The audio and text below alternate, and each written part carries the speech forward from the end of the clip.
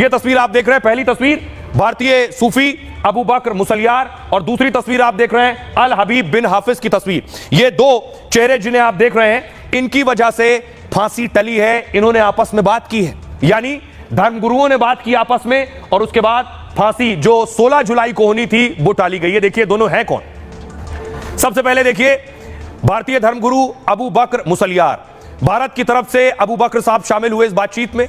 मुसलियार भारत के कंथापुरम के ग्रैंड मुफ्ती माने जाते हैं। केरल के अबू बकर मुसलियार सूफी परंपरा को मानने वाले हैं। 1978 में केरल के कोझिकोड में जामिया मरकज की स्थापना की थी इन्होंने। ऑल इंडिया सुन्नी जमीयतुल उलमा के महासचिव भी हैं। 2009 से 2020 तक द मुस्लिम 500 में शुमार रहे हैं। इन्होंने फोन लगाया इन्हें।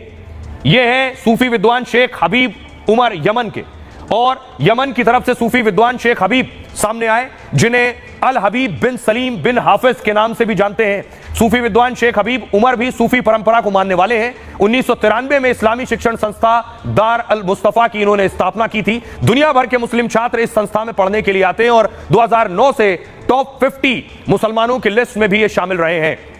सुनिए जरा अब उन धर्मगुरु, उन सूफी की बात मैं आपको सुनवाने जा रहा हूं, भारत से जिन्होंने फोन लगाया और बात की यमन में, और ये फांसी टली है। सुनिए।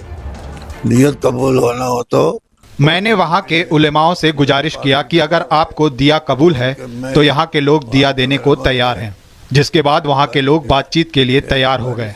हालांकि इसमें कुछ अड़चने हैं। पीड़ित परिवार दुविधा में है, इस बारे में अभी बात चल रही है। यमन में ब्लड मनी, जिसे दिया भी कहते हैं, की परंपरा रही है। कई केस में इस तरह के हुक्म पास हुए हैं, माफी दी गई है।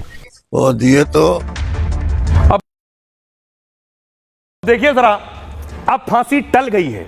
फांसी पूरी तरह से रुकी नहीं है, फांसी सिर्फ टली है। अब फांसी रुकने के लिए या रुकवाने के लिए कौन सा एक विकल्प बचा है? फांसी कैसे रुकेगी? फांसी रुकने का एक तरीका है, वो है ब्लड मनी। ब्लड मनी क्या है? शरिया में ब्लड मनी का प्रावधान होता है, यानी फांसी मौत की सजा रोककर पैसा ले लो।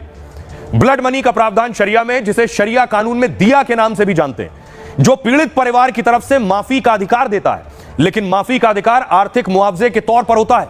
आर्थिक मुआवजे की राशि आपसी सहमति से तय की जाती है।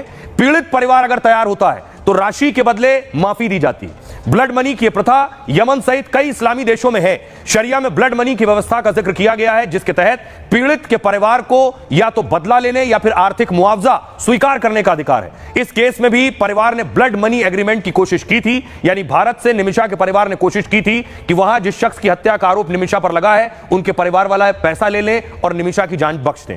निमिषा के परिवार ने पीड़ित परिवार को 8.5 करोड़ रुपए ऑफर भी किए, जो यमन की करेंसी में करीब 22 करोड़ यमन रियाल के बराबर है। लेकिन पीड़ित परिवार ब्लड मनी के लिए तैयार नहीं हो रहा है। आइए अब आपको सुनवाता हूं, सुनिए जरा सैमुअल जेरोम, जो लगातार सालों से कोशिश कर रहे हैं कि निमिषा की फांसी रुक जाए और निमिषा को भारत वापस लाया जाए। उन्हें सुनिए क्या कह रहे हैं। सऊदी अरब में भारतीय दूतावास के अधिकारी कर्मचारी और शेख अब्दुल मालिक नाहया ने हूती के नेताओं से बात की है, और उन्होंने सरकारी वकील से इजाजत ली है। भारत सरकार ने इस मामले में हर तरह की मदद की है।